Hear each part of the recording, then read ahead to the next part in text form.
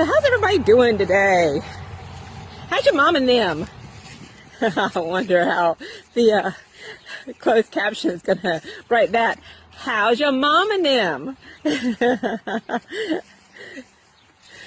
I'm so glad that all the ice is gone. It only takes me like 2 minutes to get over here to the barn now, instead of like 5 to 8 minutes.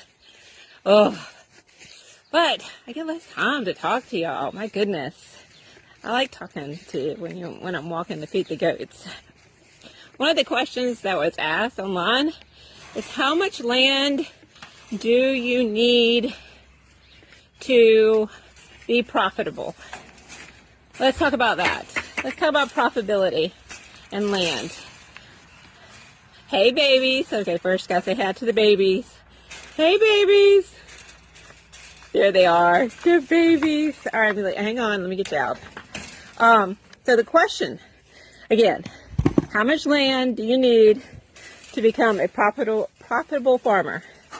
That answer is easy. It is, what are you going to do with the land? You can be profitable on just an acre of land or a half an acre of land, but you have to figure out what you can grow or provide on that small space.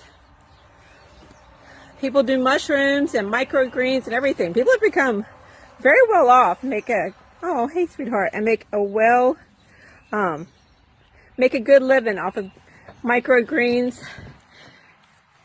and mushrooms or anything small like that.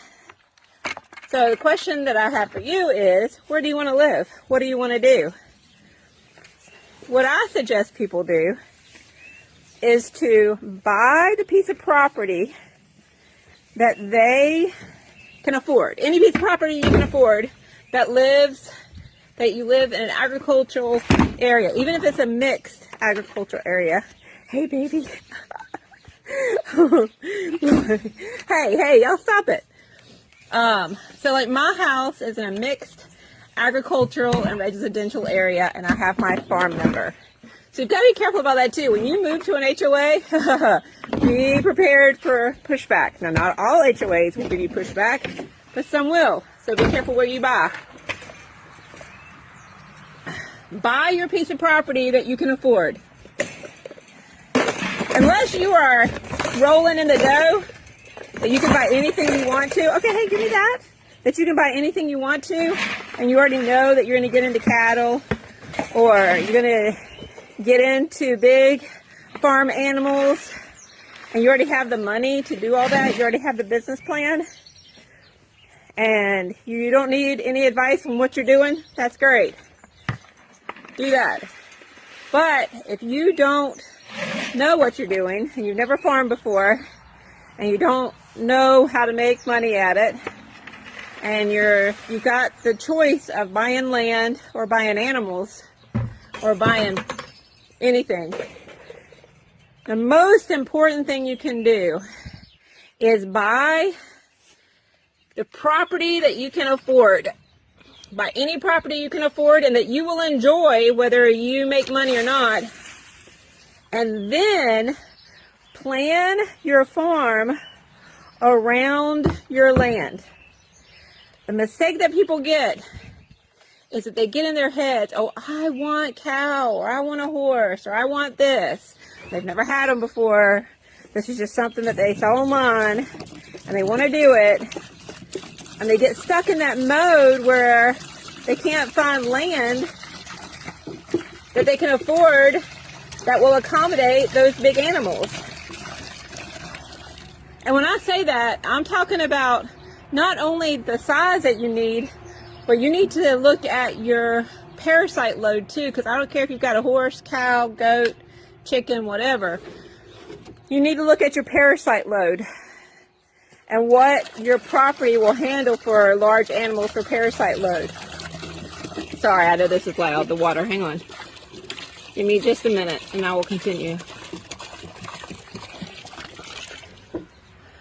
So look at your codes. Are you looking at property that has agricultural and residential, just agricultural, codes, no codes, what's the deal? And then plan your agricultural business around your land. Don't get stuck on one thing. If your land can support, like, buy your land and then bring in NRCS, or go talk to the USDA and say, hey, I've got this piece of property, what can I grow on it? I'll come back and do the hay in a minute, so I can go ahead and talk to y'all. So go talk to USDA, NRCS, your extension office, and say, hey, what can I build on this piece of property that I just bought? What can I grow? How can I become a profitable farmer off this piece of property? Now, I made the same mistake. Let me back up and tell you this. I made the same mistake when I first started out. I wanted, hey, can I have that, y'all? I know it's just paper and it probably won't hurt you, but can I? Okay. All right, that's yours. I'll get it from you in a minute. Okay, I thought, give me that. Give me that. Yay, I got it. I kept wanting row crops. I kept wanting land for row crops. Well, I was looking at land when everybody else was looking at land, when private equity was looking at land. Man, every time I went and bid on land, private equity companies or contractors would come in and just overbid me by $50,000 just to get rid of people. There's the babies. So I made that mistake. I was stuck on row crops. I was stuck on wheat and straw, and I wanted a lot of animals. Nope, I needed to reset my brain to where I'm telling y'all to do.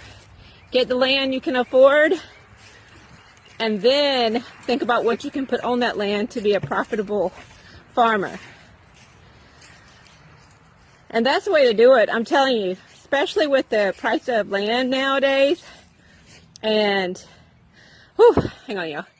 With the price of land and interest rates and everything, look at land first, then decide how you can become a profitable farmer on it. People are making very good livings off of just an acre of land. You can too. All right, y'all, have a great day.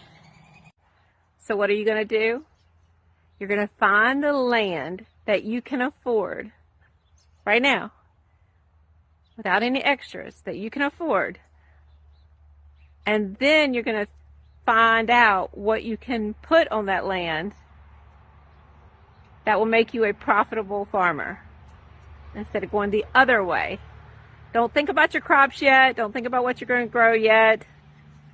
With the price of interest rates and the price of land nowadays, I want you to find a piece of property that makes you happy, that you want to come home to every day, that you can afford to pay for, and that you're not house broke or mortgage broke.